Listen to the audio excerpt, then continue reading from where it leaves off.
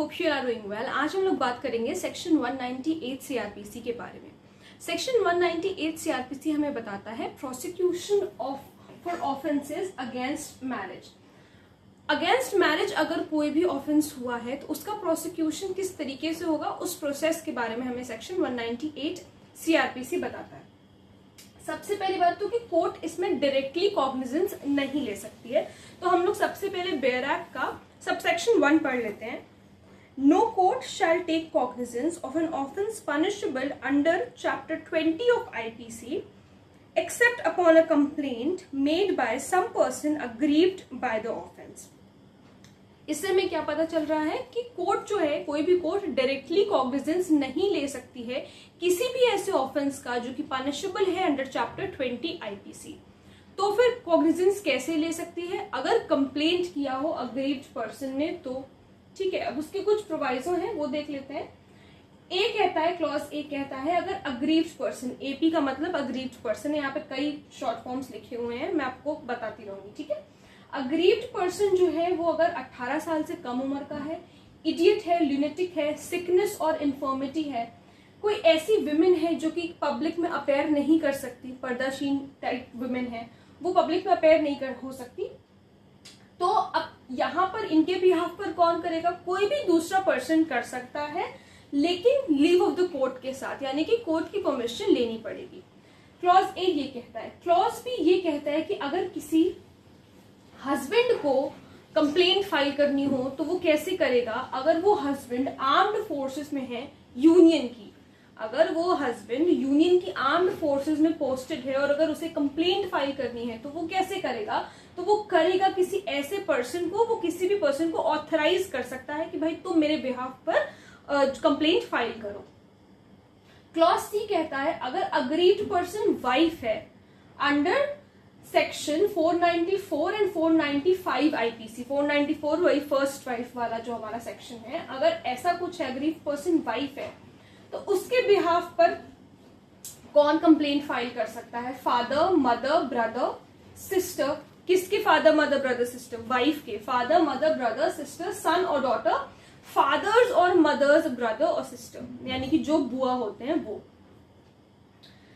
और यहाँ पर एक बात और लिखी हुई है कि कोर्ट की परमिशन लेनी पड़ेगी अगर कोई दूसरा पर्सन, उस पर्सन के बिहाफ पर अगर कोई दूसरा पर्सन कंप्लेंट फाइल कर रहा है, जो कि वो अदर पर्सन कौन होगा? उससे मैरिज से कनेक्टेड है, ब्लड से कनेक्टेड है या अडॉप्शन से कनेक्टेड है, तो कोर्ट की परमिशन लेनी पड़ेगी अगर कोई दूसरा पर्सन कंप्लेंट फाइल कर रहा है।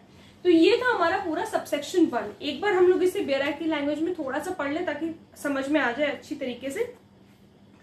So where such person is under the age of 18 years or is an idiot or lunatic or is from sickness or infirmity unable to make a complaint or is a woman who according to the local customs and manners might not be compelled to appear in public, उसको compel नहीं कर सकते कि हम public में appear हो, some other person may with the leave of the court make a complaint on his or her behalf। तो permission, court की परमिशन लेने के बाद कोई दूसरा पर्सन उनके बिहाफ पर कर सकता है।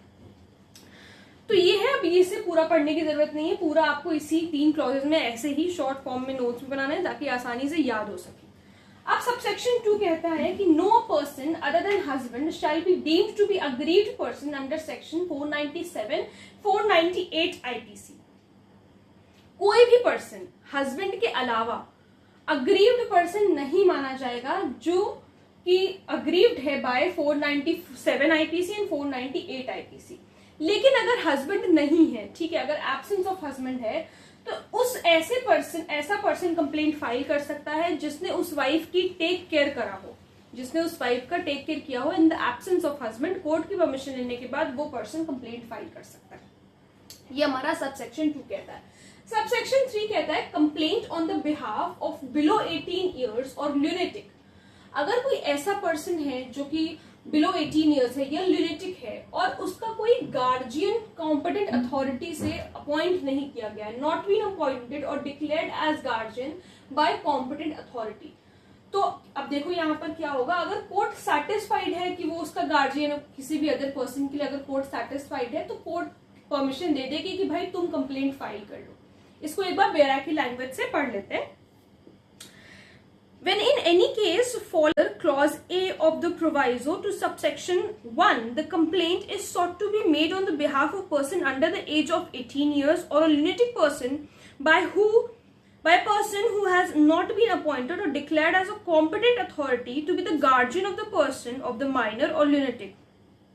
कोई भी ऐसा पर्सन है जो उस पर मतलब माइनर है और उसकी कोई कॉम्पिटेंट अथॉरिटी, कोई भी ऐसा गार्जियन अपॉइंट नहीं किया गया है, to be the guardian of the person, the minor or lunatic, and the court is satisfied that there is a guardian so appointed or declared.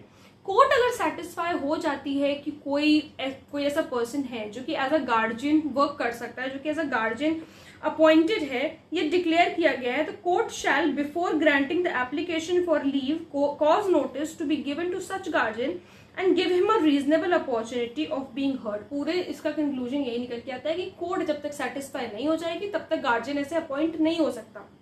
अगर या तो पहले से अपॉइंटेड हो, और अगर पहले से अपॉइंटेड नहीं है तो कोर्ट अगर सेटिस्फाई हो जाए किसी पर्सन को लेकर के कि हाँ ये इस पर्सन का, ये इस बच्चे का, इस माइनर का, ये या इस ल्यूनेटिक का ये गार्जियन है, तभी कोर्ट उसे कहेगी कि आप कंप्लेंट फाइल कर सकते हैं. ठीक है, अब बात करते हैं सबसेक्शन 4 के बारे में. सबसेक्शन 4 को हम इधर से कनेक्ट करेंगे, इस वाले आर्म्ड फोर्सेस के जो हस्बैंड जो यूनियन में एम्प्लॉयड है, अगर वो नहीं आ पा रहा है, ठीक है, वो नहीं आ पा रहा है क्योंकि उसके प्रेजेंस में तो उसके एब्सेंस में कोई दूसरा पर्सन है जिसको वो ऑथराइज करेगा, तो इसकी क्या प्रक्रिया है, कैसे वो पर्सन अपॉइंट होगा, या कैसे पता चलेगा कि हाँ हस्बैंड ने किसी दूसरे पर्सन को अपॉइंट किया है. तो राइटिंग में होना चाहिए, साइंड होना चाहिए, signed and attested bye husband. H का मतलब है husband. Statement of effect that information उसको है एलिगेशन के बारे में, क्या होना चाहिए, राइटिंग में होना चाहिए, साइंड या फिर अटेस्टेड होना चाहिए बाय द हस्बैंड. उसने एक स्टेटमेंट लिखा हो कि मुझे पता है कि मेरे ऊपर कौन से एलिगेशंस लगाए गए हैं, किसने, हस्बैंड ने. दूसरी चीज counter signed by the commanding officer. CO का मतलब है कमांडिंग ऑफिसर. हस्बैंड साइन करेगा, हस्बैंड के साथ साथ कमांडिंग ऑफिसर भी उसका साइन करेगा. और ये जो सर्टिफिकेट बन रहा है, certificate signed by commanding officer that leave can't be granted. Certificate पे कमांडिंग ऑफिसर के जो साइन है वो ये बता रहे हैं कि जो लीव है वो नहीं दी. अब यहाँ पर हस्बैंड क्यों एब्सेंट है, क्यों वो दूसरे पर्सन को ऑथराइज कर रहा है, क्योंकि वो खुद नहीं आ सकता, इसी वजह से वो दूसरे पर्सन को ऑथराइज कर रहा है. तो उसके लिए भी कमांडिंग ऑफिसर का साइन वहां पे लगेगा, ये बताएगा. इससे हमें ये पता चलेगा कि यहाँ पर जो है हस्बैंड को लीव नहीं मिल पा रही है. सबसेक्शन 5 भी सबसेक्शन 4 से कनेक्टेड है. ये कहता है कि ये जो डॉक्यूमेंट यहाँ पर बन रहा है, ये राइटिंग में साइन हो रहा है, टेस्ट किया जा रहा है, इसको कोर्ट जो है जेन्युइन प्रिज्यूम करेगी and shall be received as evidence, और इसको एज एन एविडेंस रिसीव करेगी कोर्ट.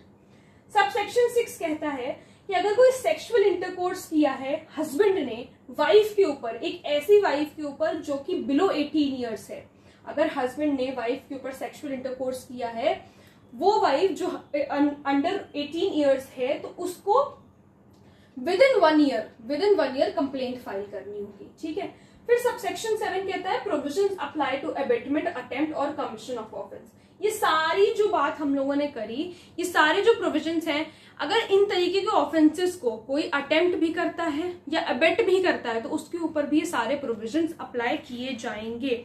सबसेक्शन 7 एक बार पढ़ लेते हैं. The provisions of this section apply to the abatement of or attempt to commit an offense as they apply to the offense.